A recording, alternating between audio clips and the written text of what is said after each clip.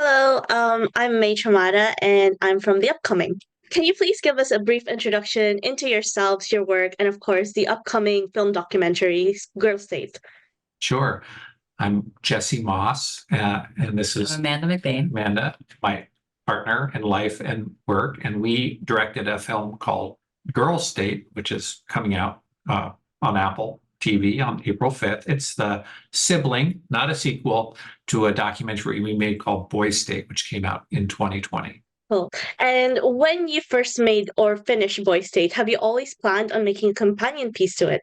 We always knew we were going to make Girl State. It was just a matter of when, where, with whom, not a why. We always knew why. We initially were talking to Texas Boy State, Girl State, while we were making Texas Boy State, but it didn't work out for that session. So 4 years later, we shot Girl State in Missouri. Obviously, Boy State came out in 2020. There was an election then, and then now this is coming out in 2024. There's an upcoming election. Does the timeline of the film, do you guys specifically make it so that you would make it into an election year when it comes out? Not. It's really more of an accident of timing. We did shoot Boy State in a midterm year, 2018, which is actually kind of, in retrospect, a good time that it wasn't a presidential cycle, that it was an off year cycle. It was still, the presidential election colored that experience, and as did the big and divisive political issues of that moment. And I think we would have filmed Girl State earlier, conceivably, but COVID delayed that process, and then we had to audition different state programs. So, and then there was an accident of timing in Girl State, that the abortion case was leaked by the Supreme Court the week before we filmed. So even though it wasn't a presidential election year, it's like very much on a big issue on the minds of young people. I think a charged moment. Yeah, I mean, honestly, our country has been so charged, like nonstop over the last 8 years. This sort of polarization, the hyper polarization of the electorate I mean, politics. I'm not even sure that it would have made a difference to shoot in an election year. It is interesting to come out with the film during a moment when two, men who are older are running for president, to then spend all this time with sort of the other end of the spectrum in terms of age, and obviously females. So that's an interesting kind of dichotomy, I think, to now roll around like Girl State while the presidential election is happening. And there's obviously 4 years, gap between Boy State and Girl State, both filming and releasing. The different issues that have come up over the years in those 4 years. Do you think they factor in creating a difference between Boy State and Girl State, the films? Well, so these programs are very old. They've been around for 80 years. And what we've been told by the people who run these programs is that they're kind of organic, in the sense that the kids will, when they collect every summer, they're pulling in from the zeitgeist, from the sort of the adult state trickles into what gets debated and what gets into the conversation and speeches within the sessions. So the year we were filming Boy State was unfortunately a year that had a lot of school shootings.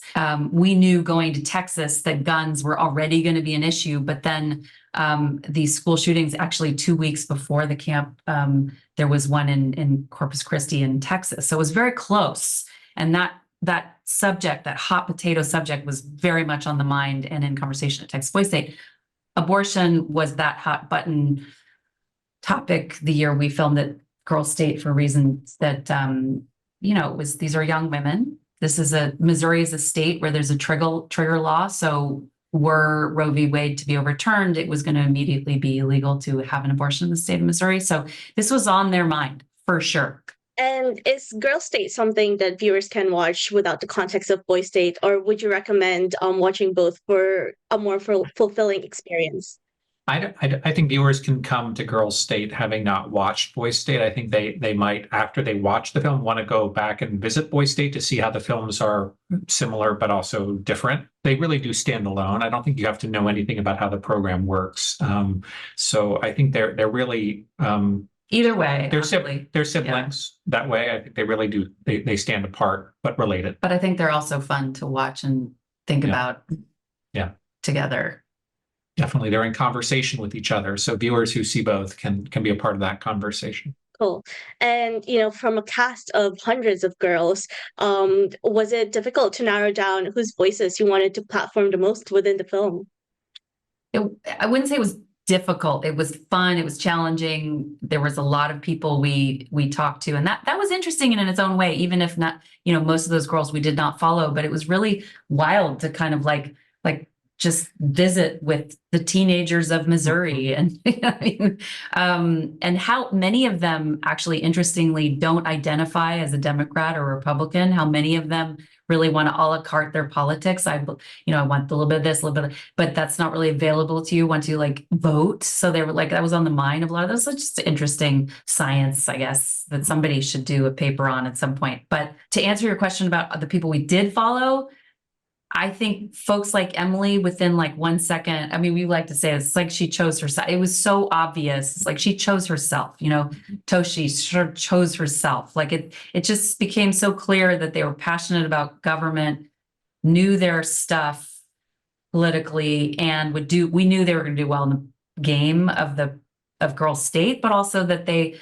were comfortable enough with the camera and sharing their feelings with us that we knew that collaboration would work as well. It was pretty clear pretty quickly who that was going to work for in those conversations we had with the many kids going. And with the differences in how Girl State is run and how Boy State is run, did that kind of impact how you would approach it structurally and narratively, Girl State as the documentary?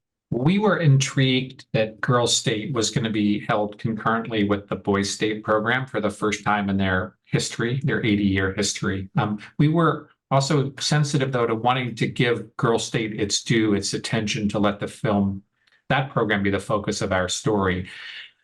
So it was maybe not surprising, though, that the girls begin to ask questions about how the boys do things, how they do them differently, how there are different expectations, different resources available for the two programs. And I think what we discover, as the girls do, is that these structural differences actually mirror differences in our society, which explain why there are not more women in positions of political power in this country. And so I think in ways we welcomed but couldn't have anticipated, it really becomes an important part of the conversation in the film. How important do you think it is to, instill to young teens and anyone aspiring going into politics in the future, the importance of, divided opinion and being able to reconcile and build relationships despite those divided opinions? I mean, what Amanda McBaine thinks is that civil discourse is important, and why we value these programs is that they build these spaces where kids from a 300-person rural town meets a kid from a big city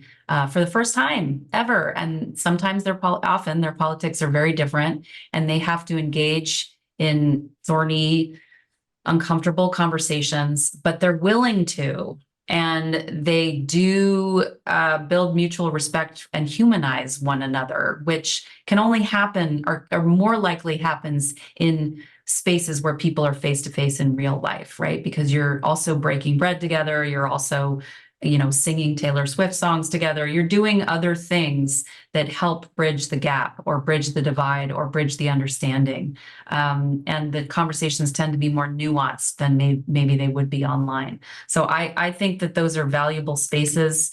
I don't know what those spaces are in the adult state other than actual Congress, which it doesn't seem like people are actually having humanizing conversations with one another right now. It's really just tribal face-off. And so that's discouraging, but I am encouraged by how engaged and passionate most of the teenagers we met are.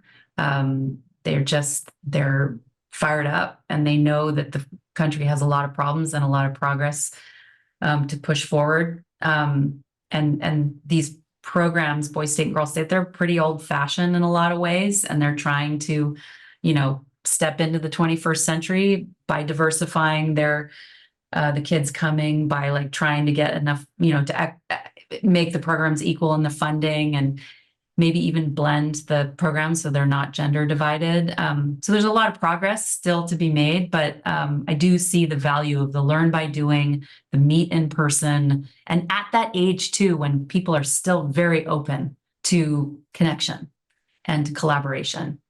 That's a very exciting moment right before they vote too, right? Right before they are asked to get tribal. I think that's a really key moment for these, for boys and girls state to exist. Thank you so much. I think that's our time. Thank you so much for your time, guys. Thank Thanks, Mae. you.